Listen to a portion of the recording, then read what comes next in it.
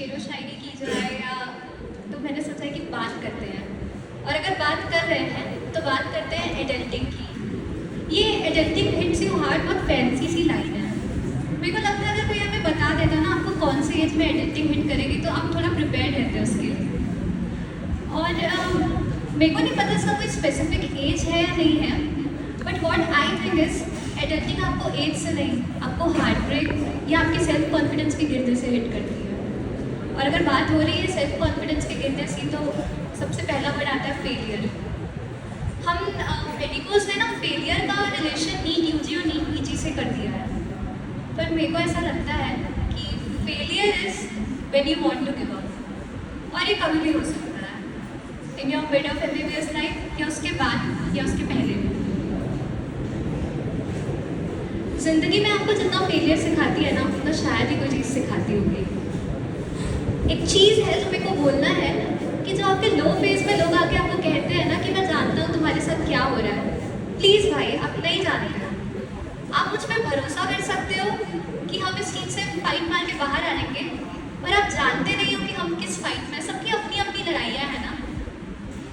इस बात पे एक शेर है, मैं जल रहा हूँ आग सा तुम्हें क्या पता, मैं बिखर रहा हूँ रेत सा तुम्हें क्या पता, इस भीड़ भरी दुनिया की तिरंगी में खो गया हूँ कहीं तुम्हें क्या पता, मैं अकेला चल रहा हूँ कब से तुम्हें क्या पता, न रास्ते न इसकी मसाफत, बस किसी बेशकीमती ख्वाब की तलाश में तुम्हें क्या पता, बेबसी इस दर मेरे दरमियाँ समाई है, मैं कब मुस्तके खाक हो जाऊँ तुम्हें क्या पता।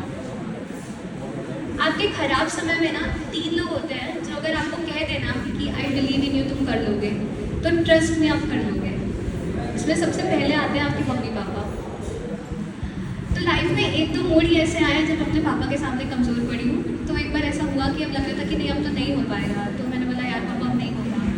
तो ना मेरे पापा ने एक बात कही थी कि क्यों सोचे कि कुछ ना होगा, कुछ ना हुआ तो तजुर्बा होगा।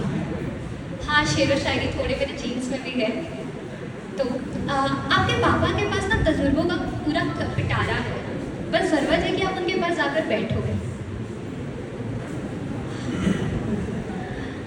बात आती है मम्मी की। तो एक बात है कि बाप बोलते हुए आपका मुंह बंद होता है और माँ बोलते हुए आपका मुंह खुलता है। आप पापा के सामने सब कुछ नहीं कह सकते हो, पर मम्मी से हम अपनी सारी बात मनवा लेते हैं ना। कभी तो ऐसा भी बोलते हैं यार मम्मी समझाओ ना अपने पति को। पर एक बात बताओ, जब मम्मी रूठ जाए तो क्या करें। मैं अब तक ये तरीका फिगर आउट नहीं कर पाई हूँ कि मम्मी को कैसे मनाएं। यार वो तो पापा से नहीं बन रही है, पापा तो 25 साल से ट्राई कर रहे हैं। तो मतलब क्या बोलूँ उनको कि मम्मी आई एम सॉरी, या तुम ही मुझसे रूठ गए तो किससे बात करूँ मैं। तो मैं नहीं फिगर आउट कर पाई मम्मी को मनाने का तरीका। वरना सारी पढ़ाई लिखाई एम्बिशन ट्रिप्स दुनियादारी एक तरफ, और जब घर से वापस आते हो ना हॉस्टल के लिए और दहलीज पे जब मम्मी खड़े होकर पूछती है ना वापस कब घर आएगी, वो एक तरफ। आखिर में मैंने ना जाकिर भाई के एक इंटरव्यू में एक बात सुनी थी कि भाई मरे बल घटे। जब आपका भाई चला जाता है ना तो ऐसा होता है ना कभी मैटर होगा तो भाई ये देख लेगा। तो है कि भाई मरे बल घटे, बाप मरे छत बहे, आपका धूप बारिश गर्मी सब आप पे सीधा आएगी। भाई मरे बल घटे, बाप मरे छत बहे, जिस दिन जाएगी मावड़ी सारा जग सुना कर जाए। फिर आपका कोई ऐसा कोना नहीं बचेगा दुनिया में जो आपका सेफ स्पेस होगा। तो बात यही है कि यार पापा के साथ थोड़ा ज़्यादा समय बिताओ और मम्मी को मनाने का तरीका फिगर आउट करो, और मिल जाए तो मेरे को भी बताओ। तो इसके बाद आते हैं अपन दोस्ती पे। तो दूसरे इम्पोर्टेंट लोग हैं आपकी लाइफ में।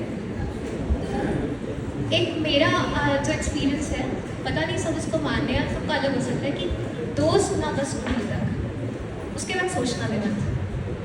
ये जो स्कूल की दोस्ती है ना, ये कुछ हद तक वो पहला प्यार होता है जो बहुत अनकम्पेरेबल होता है। वो दोस्ती ना आप ये सोच के नहीं करते हो कि कौन आपकी प्रॉक्सी लगा देगा या कौन आपको पीयू में पढ़ा देगा, वो बहुत सेल्फलेस होता है।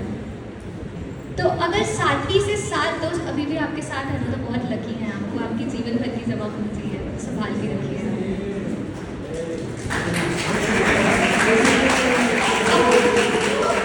अब बात करते हैं पार्टनर की। थोड़ा बहुत जो भी तजुर्बा रहा है बस इतना है कि आपके ग्रोइंग फेज में या आप एक सही पार्टनर रखो या मत रखो। मतलब बंदी ऐसी होनी चाहिए जो बोले कि जाओ दुनिया पलट के आओ, मैं यहीं खड़ी हूँ। और वो खड़ी रहे, और लाजिम तो लड़के में भी है कि वो वापस आए। तो ना जगजीत सिंह जी ने एक बहुत प्यारी गज़ल लिखी है, शायद लॉन्ग डिस्टेंस वालों को कंसिडर करके, कि तमन्ना फिर मचल जाए अगर तुम मिलने आ जाओ, ये मौसम ही बदल जाए अगर तुम मिलने आ जाओ, ज़माने भर के झगड़े घर के किस्से काम की बातें, सुनिएगा क्या क्या है, ज़माने भर के झगड़े घर के किस्से काम की बातें, भला हर एक टल जाए अगर तुम मिलने आ जाओ।